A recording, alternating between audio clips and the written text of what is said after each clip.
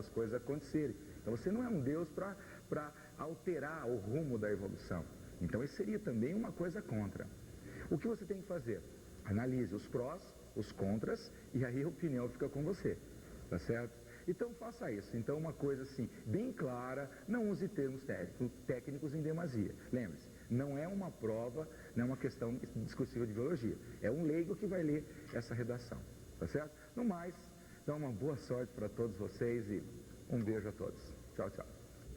Bom, e agora um outro fato, não é? Se a gente for pensar em um fato que possa tomar a dimensão de tema de redação, a gente teve então esse ano a morte da princesa Diana, que já falamos, e creio eu que um grande fato, um fato que chamou a atenção não só do Brasil, mas do mundo, não é?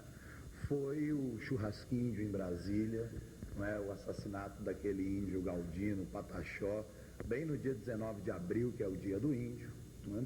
E isso acabou motivando uma pesquisa por parte da Unesco, das Nações Unidas, uma pesquisa feita com jovens em Brasília. Então a nossa ideia aqui é a seguinte: vamos aproveitar essa questão, vamos também passar munição para você pensar essa questão caso tenha que debatê-la. Não é? Inclusive a semana passada, não sei se você assistiu, acho que não, porque você estava estudando, né? Você não é vagabundo para estar assistindo, mas na quinta-feira passada teve o Você Decide, e o tema foi bem parecido. Jovens de classe A do Rio de Janeiro, que eram verdadeiros delinquentes e acabaram tacando fogo numa barraca com um amigo ali, e a ideia era se entregavam os delinquentes ou não, se um amigo deles entregava ou não e tal. Então, Você Decide, não interessa. O fato é o assassinato de Pataxó, e eu quero aproveitar então e matar dois coelhos com essa atividade. Ao mesmo tempo que a gente vai ler um texto sobre essa pesquisa que a Unesco revelou, que a Unesco realizou a respeito com os jovens de Brasília, ao mesmo tempo a gente vai estar preparando você para a próxima atividade, que vai ser a descrição de gráfico. Então, para mostrar que existe uma relação íntima entre a língua portuguesa e a linguagem visual, porque a linguagem existe não só na língua, na palavra, no verbo, mas também na imagem, né? A imagem também pode comunicar. Então, eu vou, para depois falar de gráfico, nós vamos mostrar a via inversa. Eu vou estar lendo um texto, à medida que eu estiver lendo um texto, você vai visualizar as informações da pesquisa, os dados da pesquisa em gráfico. O contrário do que você vai ter que fazer na prova caso caia gráfico amanhã. Caso caia o gráfico, você vai ter que olhar a imagem e transformar a imagem em texto. Então, para mostrar essa via de mão dupla, nós vamos transformar texto em imagem. Para tanto, eu gostaria de contar com a ajuda de outra fera, outro professor de vocês, meu amigo, esse São Paulino, não é? Então vai deixar o ambiente um pouco mais perfumado, que é o professor Euler, não é? O professor Euler vai fazer essa parte, então. Eu vou fazer a língua e o Euler vai fazer a imagem em gráfico, né? Então, olha só, eu vou estar lendo um texto, em cima do texto que eu estiver lendo, o Euler vai estar mostrando estas informações em imagens. Vamos lá então, Euler. O texto é um editorial também do Jornal de São Paulo, a respeito desta pesquisa que eu disse da Unesco. Saiu no dia 26 de novembro, uma quarta-feira. O título do editorial é Geração Pataxó. Vamos lá então. As ideias de que os jovens são individualistas, apáticos diante da política e de que dão pouco valor à vida pública já se tornaram lugar comum. Pesquisa da Unesco, agora divulgada, revela que tais comportamentos se manifestam em graus extremamente elevados entre estudantes de classe média e alta de Brasília. Apenas 2,2% deles, olha lá, apenas 2,2% deles dizem se preocupar com o futuro do país. São dois futuro 2,2% país. Põe lá, Euler, país. Só isso. Enquanto 97,8%, quando pensam em futuro, tem como maior objetivo o sucesso profissional. Sucesso profissional. 2,2% pensam na coletividade, no país inteiro. 97,8% só pensam em se dar bem, não é? Essa tendência ao individualismo exacerbado é corroborada pelo fato de só 4,5% dos entrevistados apoiam manifestações públicas. Manifestações públicas, 4,5% apoiam. Então, sim, né? Apoiam. Enquanto apoiam teu acento. Enquanto 92,8% dos jovens dizem nunca ter participado de atividades político-partidárias. Nunca. Nunca. Nem cara pintada, nem nada. Nunca participaram. Parte dessa atitude talvez se deva ao desprezo dessas pessoas pelos poderes. Então, olha lá, confiável o terceiro gráfico.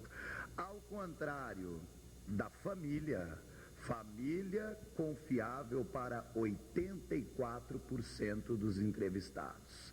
Então, 84% da rapaziada de classe A e B de Brasília confiam na família, né? 84% dos jovens confiam na família. Família é confiável para 84%. Ao contrário da família, as instituições republicanas não merecem confiança. Na justiça, apenas 0,7% deles confiam. No governo, justiça. No governo, 0,2%. O texto eles não confiam, mas 0,7% confiam na justiça. 0,2% confiam no governo. Por que o texto diz que eles não confiam, Euler? Explica para a moçada essa história de desprezo. Primeiro, olá a todo mundo aí. Um prazer aqui estar ajudando o Vela nessa nossa revisão de véspera. E um negócio que a gente pode comentar aqui, que é comum, a análise de gráficos, né? Você pode estar analisando um gráfico que seja científico ou não, como é o caso aqui, um gráfico mais da parte de humanas. Todo gráfico pode apresentar, por exemplo, dados como esse, um dado desprezível. 84% da população aqui, da população jovem, confia na tua família. E 0,2% é que confia apenas aqui no governo. Você está acostumado a pegar questões de física que o cara fala assim, ó, faça essa questão, mas o atrito nessa questão é desprezível. Não quer dizer que realmente não exista o atrito. Existe. Mas naquela parte da questão, o atrito é tão pequeno, ou tão ínfimo, no caso, que você pode deixar de lado e fazer a questão como se não houvesse. Nesse caso aqui também, 0,2% dos jovens é que confiam no governo. Na verdade, é um fato aqui, é um número desprezível perto do restante da amostragem que você tem no total. Não quer dizer que ninguém confia, mas a parte que confia no governo realmente é muito pequena. Até um detalhe interessante aqui, ó. 84% confia na família, mais 0,7% da justiça, já dá 84,7%, e mais 0,2% dá 84,9%. Cadê o restante para completar 100%? Olha só, o restante que nem apareceu no gráfico é muito maior, dá 11 e pouco aí, muito maior do que você tem aqui falando do governo. Então, realmente, é desprezível esse dado aqui do gráfico, tá bom? Então, esses dados foram os dois primeiros parágrafos. A gente pode concluir que os dados mostraram uma tendência ao individualismo da moçadinha, classe A e B. Agora, ó, vem a parte selvagem, agora é a parte animal, olha só. A isso somam-se, aos dados anteriores, a isso somam-se a inclinação a comportamentos intolerantes e a adesão a formas de vandalismo e de delinquência. Menos de 20% dos entrevistados, menos de 20%, por exemplo, consideram muito grave humilhar prostitutas ou travestis. Quer dizer, mais de 80% não considera grave humilhar prostitutas ou travestis. Enquanto 12% deles dizem participar de gangues, explicando que fazem isso. Bom, 12%, isso te lembra quem? 12% deles dizem participar de gangues, explicando que fazem isso principalmente para beber. 86% deles beber, brigar com turmas rivais. Então, 86% estão dos 12%, 86% estão na gangue para beber. Brigar com turmas rivais, 80% ali então.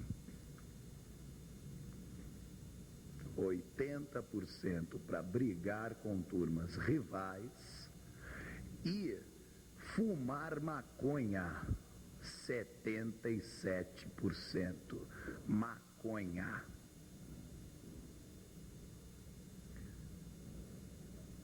Agora, o Euler quer falar uma coisa também sobre esse gráfico aí.